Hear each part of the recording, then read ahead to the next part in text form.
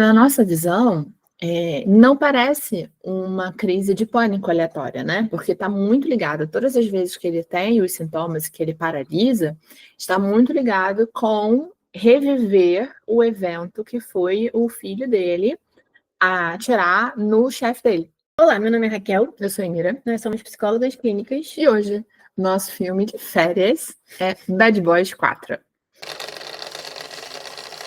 Então, a gente escolheu esse porque, né, Bad Boys fez parte da nossa infância, então não tinha como perder essa oportunidade. Já vou começar a falar dos pontos logo, porque não tem muita história para contar, né? Aliás, é um bom filme. Né? Assim, é um bom filme. Muito tempo depois, mas manteve ali uma qualidade boa. Sugiro que vocês assistam. Então, a gente separou 2 pontos para trazer. O primeiro tem a ver com tanto o Mike como o Marcos passam por situações ali em que eles interpretam situações como eles querem, né? Como o cérebro deles escolhe naquele momento.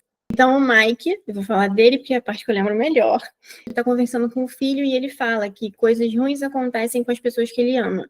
E ele começa a achar, então, que é uma maldição na vida dele. E aí o filho vai lá e responde, né, com um tapa na cara, que coisas ruins acontecem o tempo todo com pessoas. Não quer dizer que é uma maldição nem nada disso. Nem tudo gira em torno dele, né? Que nem tudo tem a ver com ele.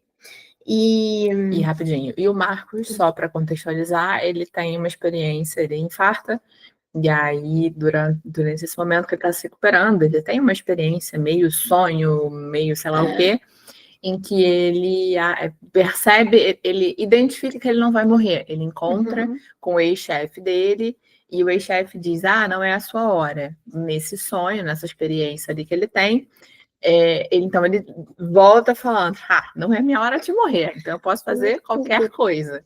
E aí ele acaba se colocando em risco, de vez em quando, ali, em riscos um tanto quanto desnecessários e que, na verdade, mais atrapalham do que ajudam. Sim. E então, a gente, só pela fala do filho do Mike, a gente já vê, então, que o recado é esse, tá, gente? Não é porque coisas se repetem na nossa vida ou porque coisas ruins acontecem com a gente que a gente é amaldiçoado, que tem algum problema, que, tudo dá errado para mim. As coisas acontecem porque elas acontecem, coisas ruins acontecem com todo mundo. E a gente tem que olhar também para a nossa vida, para o nosso estilo de vida, para aquilo que a gente faz, para entender se isso não está acontecendo, porque é mais provável mesmo de acontecer, né? Então, assim, eles são policiais. Eles lidam com bandidos muito perigosos, com pessoas muito perigosas, todo dia da vida deles. Então, é mais provável que aconteça uma coisa ruim com eles ou comigo, que sou uma psicóloga que atende online na clínica, sabe?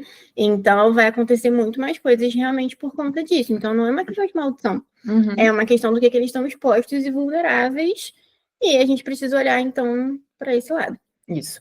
E por que o nosso cérebro faz isso, né? Porque essa questão de querer interpretar dessa forma? Porque a gente quer explicações, né? O nosso cérebro, ele tem uma ânsia por explicações. Por isso que a gente grava as coisas com mais facilidade quando a gente entende o sentido daquelas situações. Então, criar padrões, então tudo de ruim que acontece com as pessoas ao meu redor.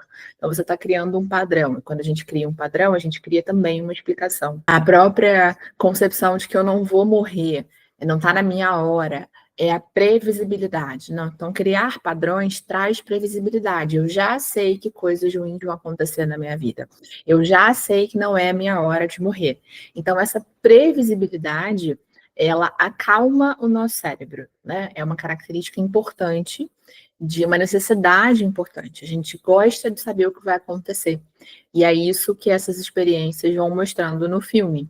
Então, muitas vezes a gente adivinha coisas, né? Porque o nosso cérebro funciona à base do melhor prevenir do que remediar, e daí a gente adivinha coisa demais, e a gente adivinha coisas justamente para prevenir que algo de ruim aconteça. Ou seja, quanto mais previsibilidade eu tenho, melhor eu vou lidar com aquela situação.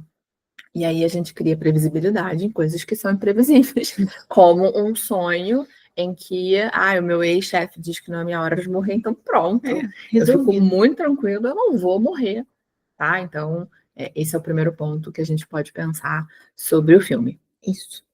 E aí o segundo ponto é certo questionamento, né, que a gente levantou, que em alguns momentos do filme, o Mike, ele fica um pouco mais ansioso, né? Sim. E tem uma cena especificamente que parece como se ele tivesse tido uma crise de ansiedade. E aí a gente questiona se essa crise de ansiedade não vem decorrente, então, de um TEPT, que é o transtorno de estresse pós-traumático. No filme, eles chamam de transtorno do pânico, né?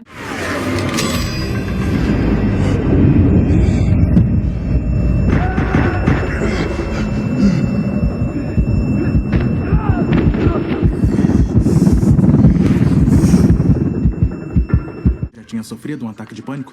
O quê? Isso não foi ataque de pânico, não. Porque é uma crise de ansiedade, supostamente do nada, e aí poderia se chamar de transtorno do pânico. Só que, na nossa visão, não parece uma crise de pânico aleatória, né? Porque está muito ligado, todas as vezes que ele tem os sintomas que ele paralisa, está muito ligado com reviver o evento que foi o filho dele atirar no chefe dele. Então, ele revê a cena e aí ele paralisa, né? Então, ele não consegue atirar no final do filme porque ele tem medo de atirar errado e aí vem a cena na cabeça dele. No meio da perseguição, por 2 vezes, ele também revê a cena. E isso não caracteriza o transtorno do pânico, né? Como a gente sempre fala aqui sobre transtornos, não dá para a gente fechar um transtorno, né? Claramente, é um filme. Faltam elementos mesmo para a gente fechar o TEPT. O TEPT é um transtorno que tem muitos critérios diagnósticos justamente para ser um bom diagnóstico, né? E o filme, ele não dá elementos para a gente fechar esse diagnóstico. Não dá para a gente bater o martelo e falar assim, o Mike tem TEPT, que é o transtorno do estresse pós-traumático. Mas isso a gente consegue achar que é muito mais o TEPT do que o transtorno do pânico. Sim. E é fundamental que a gente faça essa diferenciação, porque senão as pessoas vão vendo filmes e vão se autodiagnosticando e vão tratando as coisas de maneira errada, em vez de procurar um tratamento legal, um tratamento adequado, um profissional de saúde e que possa fazer o diagnóstico correto, né? Então, assim, o que é o TEPT? Só para a gente falar. Lembrando, falar de um jeito por alto, a gente dá alguns critérios aqui, só para servir de alerta. Se você se identificar com algum desses critérios, você procura um profissional de saúde, um psiquiatra, um psicólogo, uma psicóloga, que eles são os profissionais que vão fazer o diagnóstico de forma adequada. Aqui é só para você poder ir. Acho que isso acontece comigo. Então, a gente não vai falar todos os critérios diagnósticos. A gente tem algumas características principais. Então, primeiro, a pessoa precisa passar, ela precisa viver uma situação traumática. E pode ser com ela, ou ela pode ter visto, né? Ou com alguém que ela conhece, ou alguém que ela estava passando na rua e viu. E, a partir dali, ela começa, então, em determinados momentos, reviver essa situação. Então, ela pode estar num contexto em que acontece alguma coisa e ela visualiza a situação acontecendo de novo e ela tem todas aquelas sensações físicas e emocionais novamente que ela teve no dia. Sonhos relacionados. Isso traz algum prejuízo, né? Isso impacta a vida dela. É claro que todo mundo lembra de situações que vivenciou, situações boas, situações ruins. Mas quando a gente está falando do transtorno pós-traumático, esse rememorar, ele é muito forte. A pessoa, de fato, vai vivenciar aquilo de novo e vai ter muito sofrimento, ela vai ter muitos sintomas em função daquilo. Então, assim, a gente pincelou, como a gente sempre faz, só para vocês terem uma ideia aí, ver se identificam ou não, como a Emira já disse, mas é isso que é o principal. E só para vocês entenderem, o pânico, ele vai ter muito mais a ver com, de fato, a pessoa ter crise de ansiedade, né, ter crises de pânico, como a gente chama, em situações específicas, mas que não necessariamente ela está revivendo um trauma. Ela tem, por exemplo, pessoas que têm pânico quando entram no metrô. É porque é um lugar fechado, em que ela se sente insegura, que ela fica muito vigilante às próprias sensações corporais, ela tem medo de passar mal e tudo, então é diferente, tá? Essa, eu diria que é a principal diferença. De uma maneira bem simples, o pânico é o medo de passar mal, é o medo de ter a crise de ansiedade, só isso, tá? O TEPT não, o TEPT tem a ver, tem ter uma crise de ansiedade ao relembrar, ao reviver a situação traumática. Exato. E outros critérios mais. Exatamente. Então, só para deixar claro que nem sempre ter uma crise de ansiedade significa que eu tenho um transtorno de ansiedade ou um transtorno de ansiedade específico. Então, né, a gente precisa, de fato, entender o que está acontecendo, procurar quem possa ajudar profissionalmente. Na dúvida, procura ajuda. Então, Se você já assistiu o filme e gostou, conta aqui pra gente. Se teve mais alguma coisa aí que você reparou que a gente poderia ter falado, conta aqui pra gente. Não esquece de curtir, compartilhar, ativar o sininho, tudo que vocês puderem fazer.